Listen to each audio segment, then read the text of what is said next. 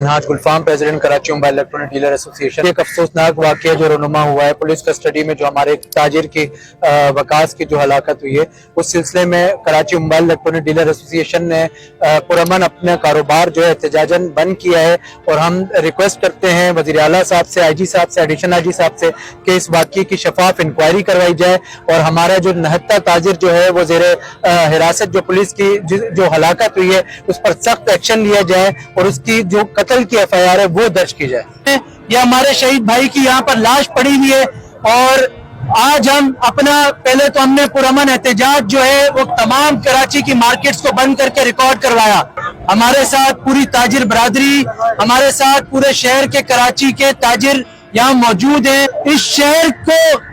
سب سے زیادہ ٹیکس دینے والے ہم تاجر ہیں، اس کو بےایمانہ ایک 69 تاجر کو، ہمارے وکاس کو، بھائی کو،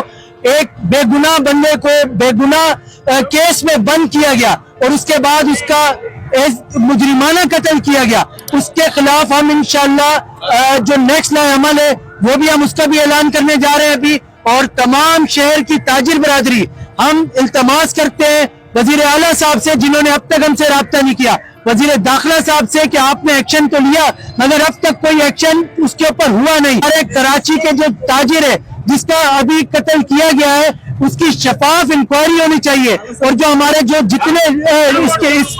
ان کے جو مجرم ہیں ان کو قرار واقعی سزا دینی چاہیے کہ یہ ہمارا تاجر ہے، ہمارا دکاندار ہے، اس کا ریکارڈ میرے پاس موجود ہے۔ میں نے ان سے کہا کہ آپ تو یہ بیٹھ کے مسئلے کو پیار محبت سے بھی حل کروا دیتے ہیں، جب یہاں پر ہماری بائکیں چوری ہوتی ہیں، ڈکیتیاں ہوتی ہیں تو ہمارے جو ایف آئی آر ہے وہ 4 دن بعد ہوتی ہے۔ آپ کو اتنی بہت جلدی تھی کہ آپ نے فوراً اس کی ایف آئی آر کر دی۔ اس پہ بھی میں کہوں گا کہ یہ ماڈل تھانہ ہے پیڑی، یہاں پر کیمرے لگے ہوئے اور کیمراز آن ہونے چاہیے، یہ کمانڈ اینڈ کنٹرول کے بھی انڈر میں آتا ہے، اور یہاں پر الحمدللہ ہم نے بہت کام کیے ہیں ایز اے ایسوسی ایشن، تو ہم یہ اعلیٰ حکام سے بھی درخواست کریں گے کہ اس کی شفاف انکوائری کی جائے اور اگر یہ شراب کی بوتلوں کی موجودگی ہے تو فل فور اس پر ایکشن لیا جائے۔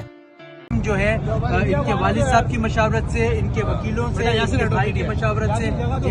درگام کی مشاورت سے ڈالے گئے، اور اس پہ ایڈیشنل آئی جی صاحب سے بھی بات ہوئی ہے۔ ذوالفقار لاڑک صاحب جو ہیں ڈی آئی جی رینک کے آفیسر ہیں سینئر، وہ کمیٹی بھی تشکیل دے دی گئی ہے اور اس میں جوڈیشل انکوائری بھی دے دی گئی ہے جو آج سے پہلے نہیں ہوتا، اور الحمدللہ جوڈیشل انکوائری کے ساتھ ساتھ پولیس کی محکمانہ کارروائی بھی جو ہے وہ بھی ہوگی انشاءاللہ تعالی۔ اور ابھی ان کے والد صاحب سے بھی مشاورت اور ان کے مشورے سے اور ان کے بھائی کے مشورے سے اور اہل خانہ کے مشورے سے اور وکیلوں کے مشورے سے یہ طے پایا ہے کہ ہم یہ جو ہمارا شہید بھائی ہے اس کے لاش کی بے حرمتی ہے، ہم اس کی بے حرمتی نہیں کر سکتے، ہم اس کو ابھی انشاءاللہ تدفین کے عمل کے لیے لے کر جائیں گے اور روڈ بھی کھولیں گے کہ ان کے والد صاحب کی یہ جو گزارشات تھی وہ پوری ہو چکی ہے الحمدللہ، یہ دیکھ سکتے ہیں آپ، یہ آپ ساری چیز دیکھ چکی ہیں۔ یہ اس کا فیصلہ جو ہے عدالت کرے گی، عدالت کرے گی۔ جی ہمارے جو تمام تقاضے سب کے حساب سے ہمارے ملک کا قانون آج تک کسی جگہ پہ نہیں ہے۔ چلو اٹھاؤ یار، اٹھاؤ بس۔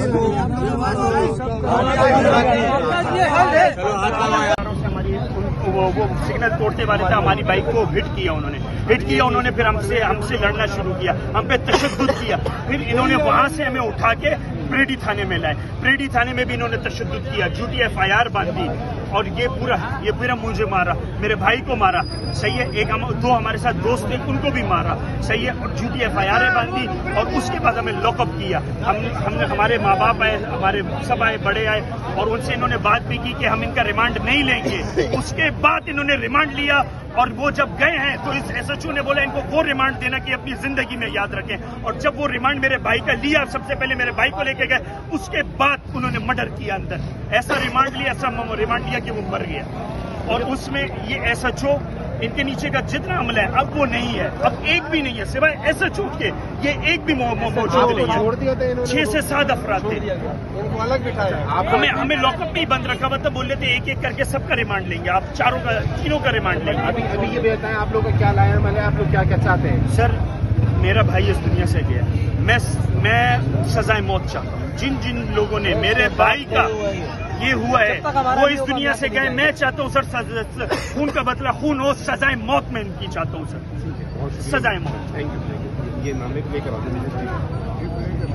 President Karachi mobile electronic dealer ایسوسی ایشن मैं तमाम लोगों से रिक्वेस्ट करूंगा कि अल्हम्दुलिल्लाह हमारे जो ताजिर हैं वो नहते पुरअमन है। हमने पुरअमन एहतजाज रिकॉर्ड करवाना है और हम थाने के बाहर मौजूद हैं। अभी प्रेस कॉन्फ्रेंस है 5:30 बजे। और मैं तमाम लोगों से रिक्वेस्ट करूंगा कि शरपसंद अनासिर जो हैं उन पर कड़ी नज़र रखी जाए। जो इमलाक को नुकसान पहुंचा रहे हैं या जो दूसरे मामलात करें उनका हमारे से कोई ताल्लुक नहीं। कानून नाफिज करने वाले इदारों से भी मैं कहूँगा कि उनसे भी रिक्वेस्ट करूँगा कि वो कड़ी नज़र रखें। हमारे ताजिर जो हैं वो अल्हम्दुलिल्लाह पुरअमन है, वो यहाँ पर अपना पुरअमन एहतजाज जो है वो रिकॉर्ड करवा रहे हैं, दुकानें बंद करके, अपने कारोबार बंद करके। तो मैं आप तमाम लोगों से भी कहूँगा कि इस चीज़ का बहुत ख्याल रखें कि ये शहर, ये मुल्क, ये मार्केट हमारी है, हमें पुरअमन एहतजाज रिकॉर्ड करवाना है। शुक्रिया। और आपको इस वक्त हम ये दिखाते हैं कि प्रेडी थाने के अंदर जो है खुद ये क्या पोजीशन चल रही है कि शराब की बोतलें जो हैं मालूम है। काशिफ साहब रात को 9 बजे 9:30 बजे मुझे फोन आया। 9 बजे इन लोगों का बड़ा हुआ, 2 सेवल में थे, पिस्टल लगे हुए थे। इन लड़कों के साथ पंचायत हुआ, हाथापाई हुई। रात को मुझे फोन आया, जब मैं थाने पहुंचा तो ये तीनों लड़के अंदर बंद थे लॉकअप में। एसएचओ साहब ने बोला कि एफआईआर कटी हुई। एफआईआर कटने के बाद हम लोग यहाँ से गया कि बोले सुबह अदालत पेश होगा। इन तीनों लड़के सही सलामत पे खाना भी खाया इन लोगों ने। सुबह अदालत की वजह से हम लोग चले गए। रात को एक को बाहर निकाला और तशद्दुद करके उसको